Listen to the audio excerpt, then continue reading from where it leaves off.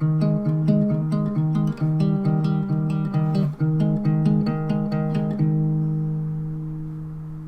the 2020 Oscars are approaching, I thought it'd be a lot of fun to go through the last 10 years of Best Picture winners, the snubs, and what my opinions are on some of the winners. At the very end of the video, I'm going to rank all 10 of those films, but before we get into all of that, I'm going to give you a couple disclaimers first. First off, this video is going to be a lot more free-flowing than my normal reviews. I did a video a couple weeks ago where I went through the 2020 Oscar nominations, thought what might win, what should win, and I thought it was a lot of fun, and there were a lot more people that watched it than I thought it would. I mean, at least for my videos. And I thought it'd be fun to do it again, so today we're going to be going through another sort of Oscar topic, a little bit more free-flowing, but I'll promise I'll try to get through it as quickly as possible so that I don't waste too much time. But I also, before we get started, I kind of want to give you my thoughts on the Oscars in general. I kind of have a love-hate relationship with the Oscars. Maybe not love is the right word. It's like, I think that the idea of the Oscars is a good one. I like that there's this kind of competition involved where movies are competing with each other, and a lot of times, when you're ranking movies, it's basically a competition, what you think of the movies and what puts it higher than others, and there's kind of a hierarchy of movies in your mind as you're creating a list. So that's kind of what the Oscars are, and I like that, but there's a lot more behind the Oscars that really frustrate me, and I actually really have enjoyed this year, the 2019 movies, so the 2020 Oscars. I've enjoyed the nominees, so I'm always optimistic, but unfortunately, I always get let down. But anyways, we're going to get into all of the Best Picture winners of the last 10 years. So starting with 2010, we have the winner of Best Picture in 2010. We have The Hurt Locker.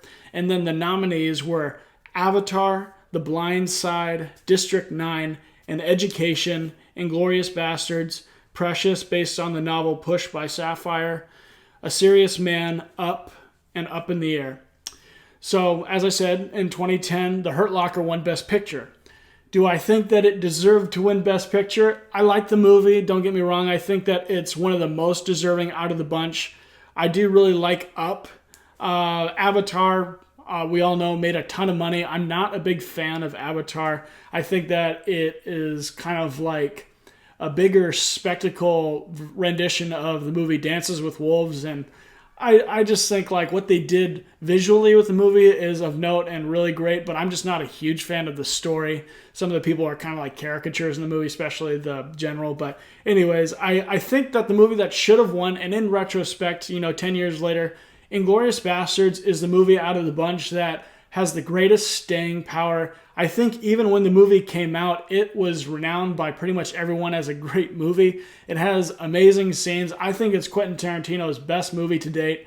And, I think that this movie, Inglourious Bastards, should have won that year, but Hurt Locker won. I don't dislike Hurt Locker, but I think that they made a mistake with that one. And also, in retrospect, it kind of shows the flaws even more. But anyways, moving on to 2011. So 2011, we have The King's Speech won Best Picture. And then underneath those, we have the nominees of Black Swan, The Fighter, Inception, The Kids Are All Right, 127 Hours, The Social Network, Toy Story 3, True Grit, and Winter's Bone. So King's Speech won. I actually just recently rewatched The King's Speech. I'd only seen it one time before, and it didn't really come out when I was totally into movies like I am now. But rewatching it, I actually really do like The King's Speech. I know that it can be seen kind of as a pretentious film because it's sort of about the royal family and these kind of problems that aren't necessarily on the forefront of us commoners' minds, but I think that I am not upset that The King's Speech won that year, but I think also that movies that were nominated, The Social Network is one that was very well renowned, also True Grit. But out of all these, like I said, like Inglourious Bastards, Inception is the movie that has the most staying power. It did the most for the whole Hollywood community and just the movie making process. It's a movie very much like The Matrix, where it's like a very revolutionary film with the story, how ambitious it was, how original, all the all the aspects of it were, how Christopher Nolan relies so much on practical effects in his movies, and especially with a movie like Inception, some of the things that you see in that film, and it's pretty amazing what Christopher Nolan did with Inception. It's considered by many people as his best film, and I think that that's pretty fair. And for some reason, the Oscars don't like Christopher Nolan that much. They'll nominate some of his movies, but he never walks away with it. And I think that Inception is a case where this movie made a lot of money. It grabbed audiences. People refer to it as an amazing movie, and not just on its own, but just in the whole scheme of it all. This movie changed the game. And I think that Inception should have won that year, but they gave it to King's Speech. Whatever. So now we have 2012. This was kind of a weak year.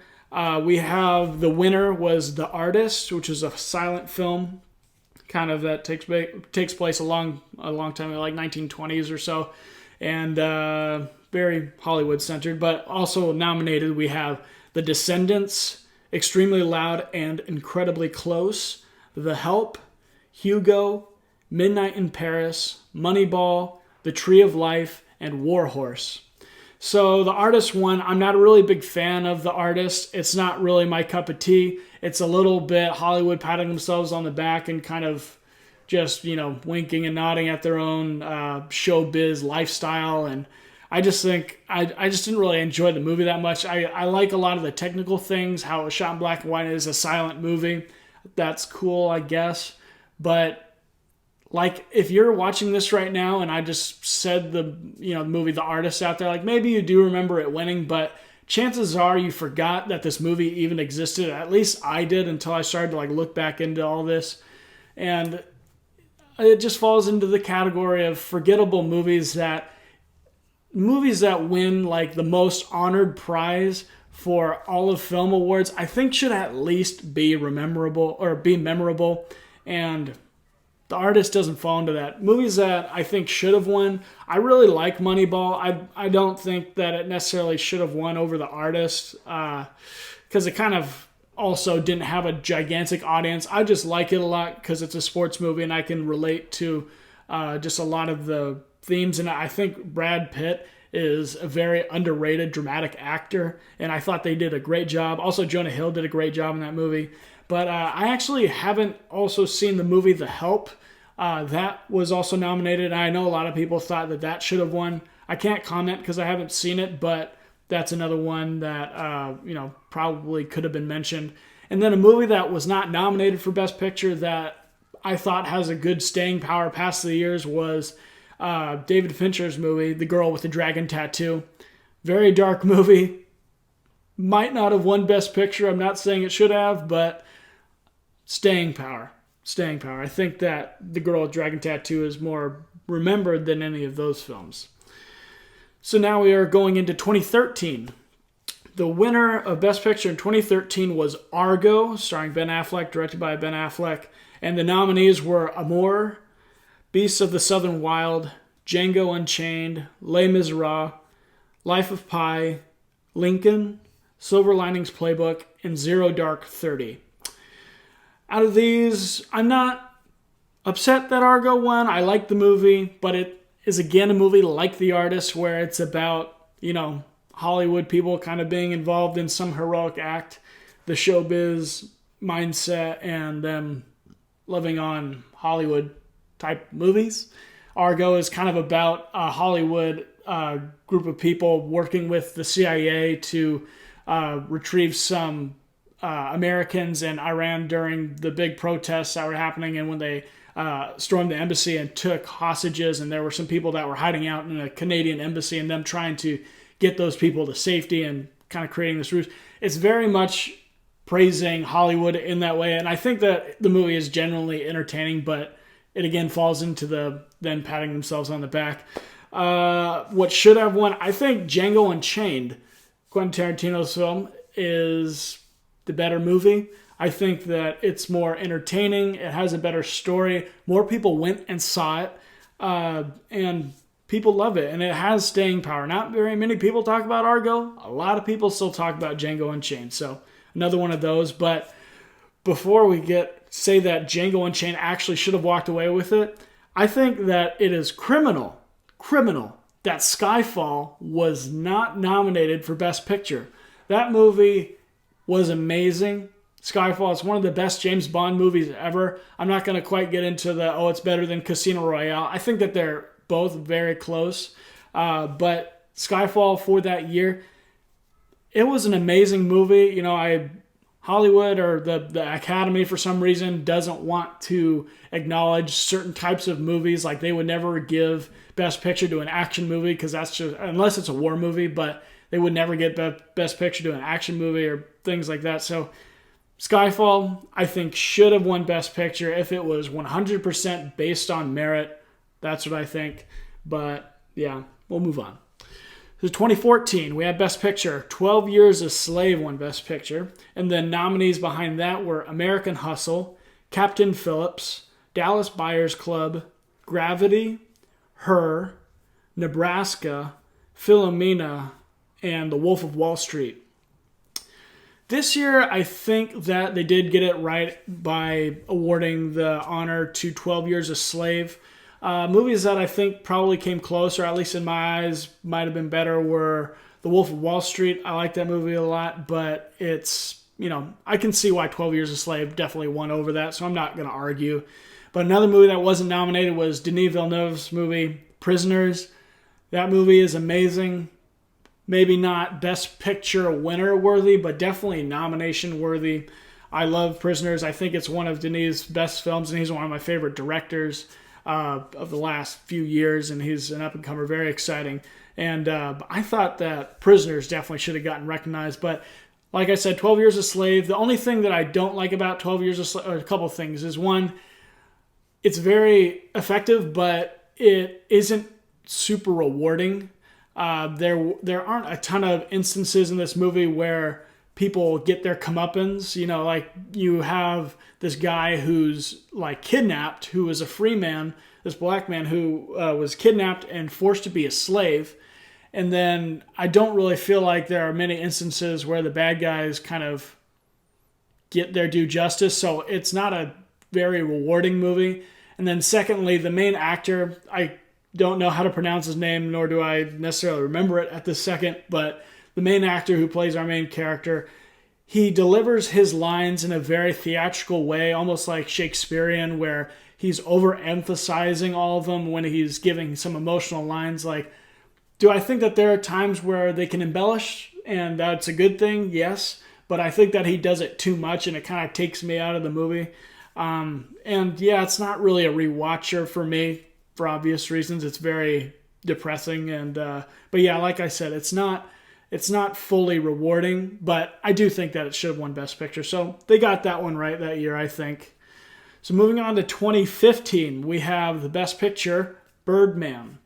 And then the nominees behind that were American Sniper, Boyhood, The Grand Budapest Hotel, Imitation Game, Selma, The Theory of Everything, and Whiplash.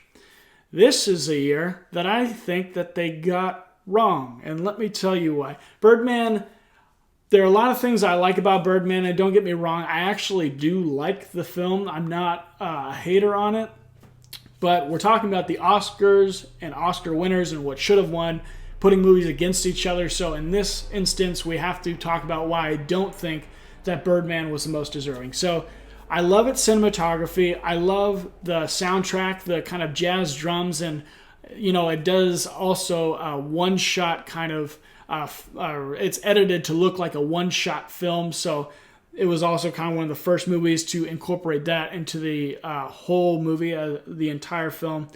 And I think that I enjoy all the technical aspects. I do like Michael Keaton a lot in this movie, and some of the supernatural things that happen. I enjoy it. It's a very artsy movie, but it's another Hollywood movie where everyone's tapping themselves on the back, and there's this showbiz kind of Broadway, story, and it doesn't really feel like it reaches for more than that. It feels like it was just made for the people in the Academy, and they just loved it, and that's why it won. But I think that movies that were more deserving, I think American Sniper was more deserving than Birdman. But I don't think that that movie or Birdman were more deserving than the other two films, The Grand Budapest Hotel and Whiplash. Whiplash is an amazing movie. It's one of my favorite of the decade. I think that it captures so much truth behind this genius character, and then also like this very verbally abusive mentor and the kind of dynamics they have, and how, you know, you have to create this like sort of great art within very harsh kind of constructs around it. And I really enjoy that movie. And then I also love the incredibly delightful Grand Budapest Hotel. I think it's Wes Anderson's best movie. I love that movie. It is really funny. It's really entertaining. It's, you know, it's a little, I could see it, some people saying it's a little bit pretentious, but I like it. I like that movie. But another movie that was not nominated that I think should have gotten some recognition was the movie Nightcrawler, starring Jake Gyllenhaal.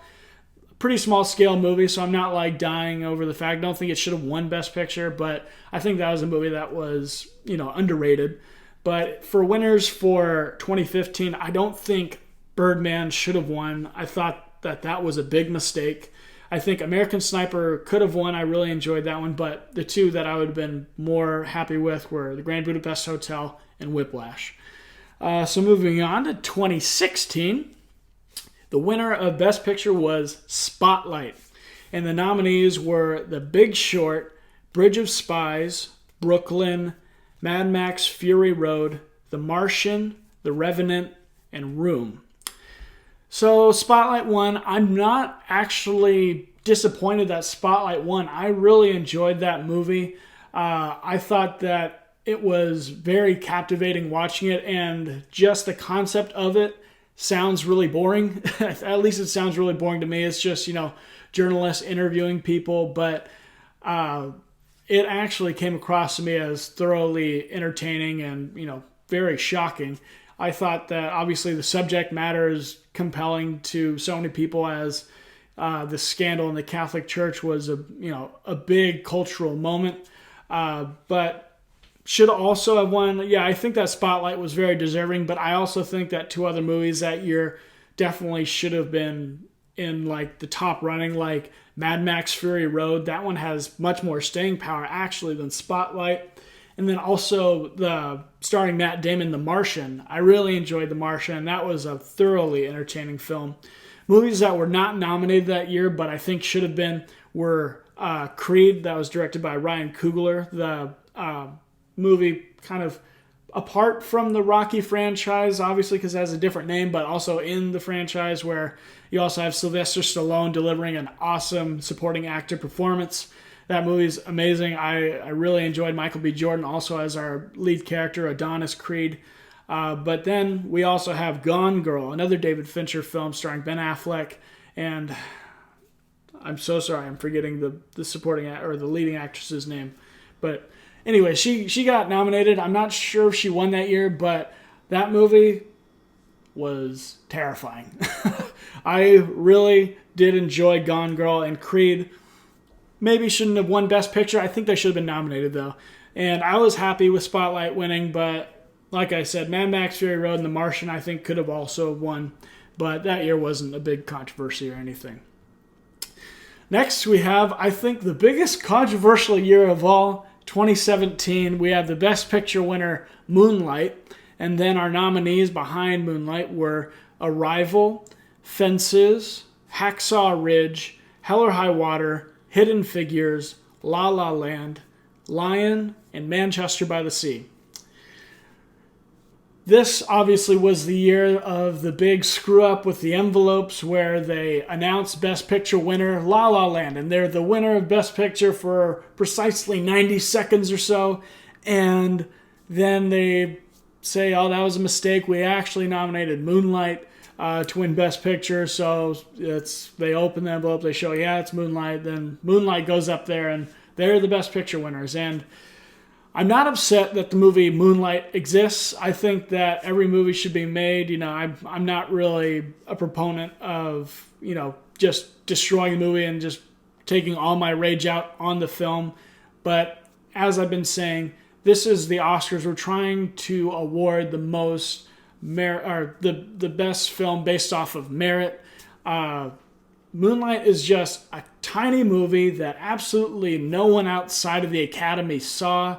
It's so minuscule in like the subject matter that it's trying to capture, and it doesn't really feel like it has a lot behind it. It feels like it's just looking through a microscope instead of trying to create an artistic film that is able to be broadened outside of itself and, you know, tap into something greater. Moonlight just doesn't seem that way. And there were other films that were nominated that year that were way more accepted by general audiences and the general public that have way more staying power than Moonlight. Moonlight is forgettable. It is forgettable. It came out like 3 years ago from today or from now, and no one talked about Moonlight other than, you know, the Oscar debacle when they're awarding. But movies that I think should have won, my two favorite movies in that list are Hell or High Water and La La Land. I really enjoyed La La Land. It's a, you know, it is a Hollywood movie about the Hollywood people and all that, but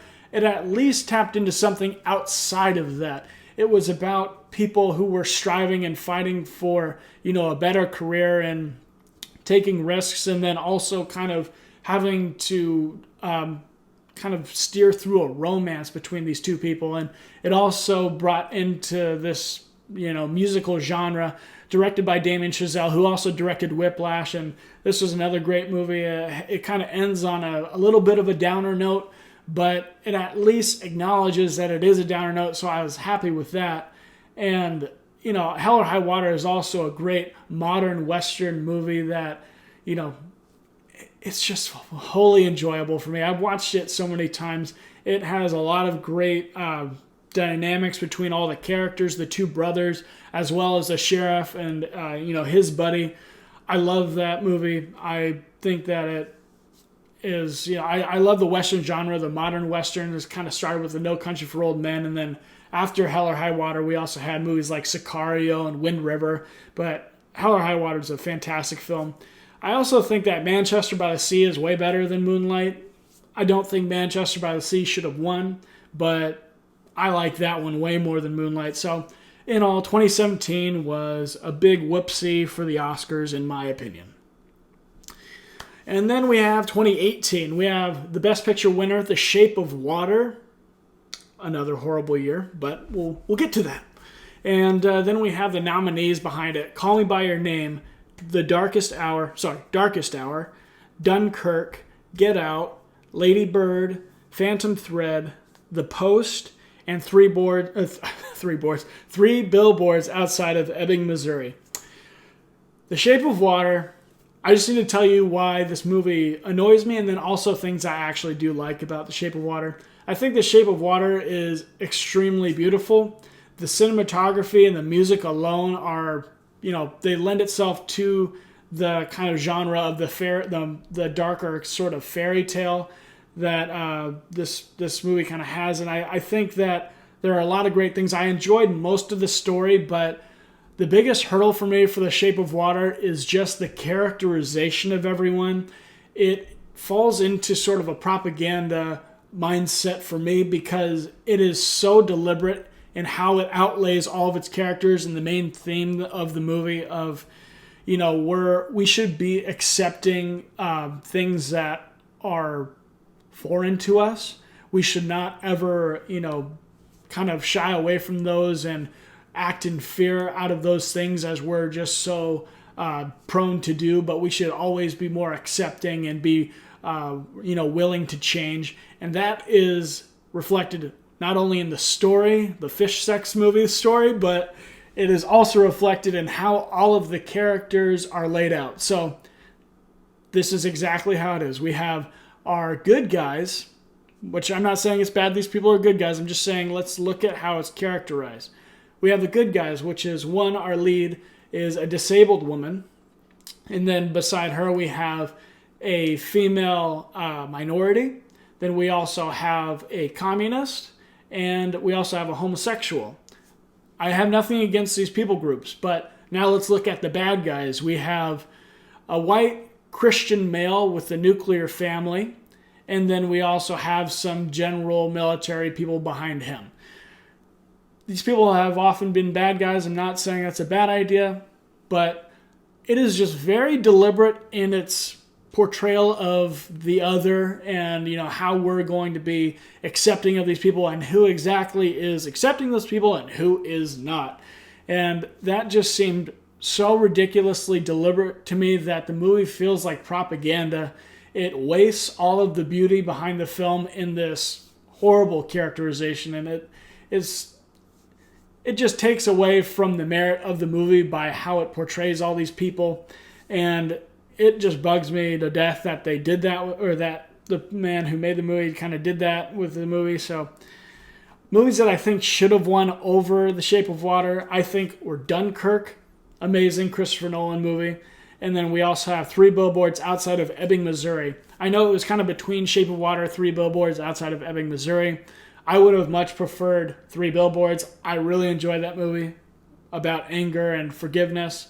I really enjoyed Three Billboards. And then Dunkirk is an amazing war film, not a gory film at all, which most war films are, and I don't think that's a bad thing, but Dunkirk is able to crank up the tension like no other war film.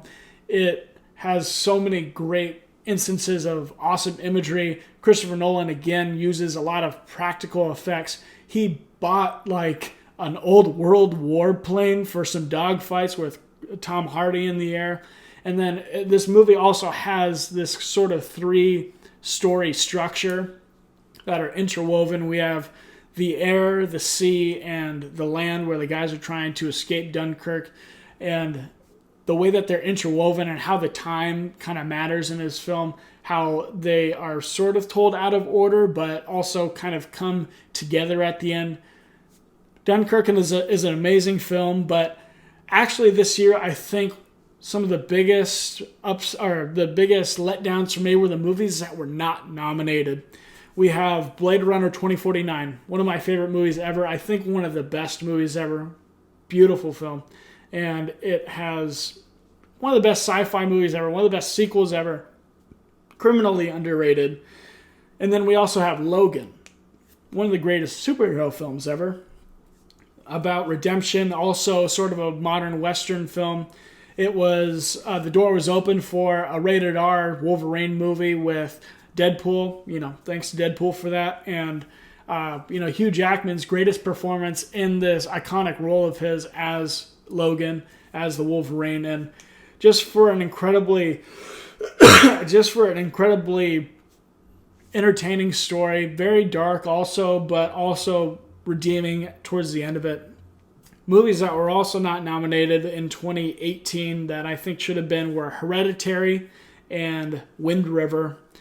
Two movies I think were great. Probably shouldn't have won Best Picture, but Dunkirk, Three Billboards Outside of Ebbing, Missouri had a shot. I think either of those two movies should have definitely won over The Shape of Water. Blade Runner 2049 should have been nominated too and should have gotten a shot at Best Picture, but it didn't. And then Logan also got the legs cut out from under it. But this was another very disappointing year for me, but we'll move on. 2019, we had the Best Picture winner. This was last year. We have Green Book, who won. And then the nominees behind it were Black Panther, Black Klansman, Bohemian Rhapsody, The Favorite, Roma, A Star is Born, and Vice. So this movie, this year, I think was an all right year. I enjoyed a lot of these films. Some of these nominees, I'm just like, why even nominate these? I think you know what I'm talking about. But Best Picture winner, Green Book. I actually really enjoyed Green Book, and it is kind of frustrating how Hollywood makes so many movies about race. And I'm not frustrated about that. I really did like Green Book, don't get me wrong, but it's kind of frustrating that they can't ever move on and like make other types of movies. They always return to that well just because, it always sort of gets to people for some reason. It's just, I feel like it's a little bit dry at this point. This movie I think was deserving. I really enjoyed Green Book, and I thought it actually had a positive message behind this whole theme of race. But another movie that made a lot more money, a lot more people watched, and a lot more people enjoyed was A Star is Born. You know, it is a remake. I'm not saying it should have won over Green Book, but I think that those two should have been at the highest list and also have more staying power. I think A Star is Born probably has the best staying power out of all these movies. Maybe not Black Panther because it's a blockbuster, but we're not going to go there. And then, yeah, Roma was considered as one of the better ones, but I'm really glad that didn't win Best Picture because that would have been bad.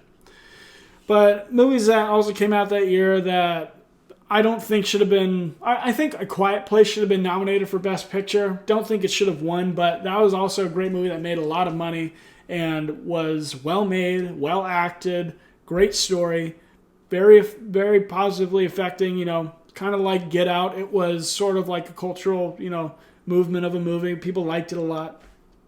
And then, not saying it should have been nominated, but my favorite movie of 2019 was probably Mission Impossible Fallout. I love that movie. But I'm not going to say it should have been nominated, but I just wanted to say it because I'm crazy. And that is all the Best Picture winners of the last 10 years. And at this point, I'm going to be putting all the Best Picture winners in order from my worst to the best. So starting at number 10, Moonlight. Number 9, The Artist. Number 8, The Shape of Water. Number 7, Birdman. Number 6, Argo. Number 5, The King's Speech. Number 4, The Hurt Locker. Number 3, 12 Years a Slave. Number 2, Green Book. And number 1, Spotlight.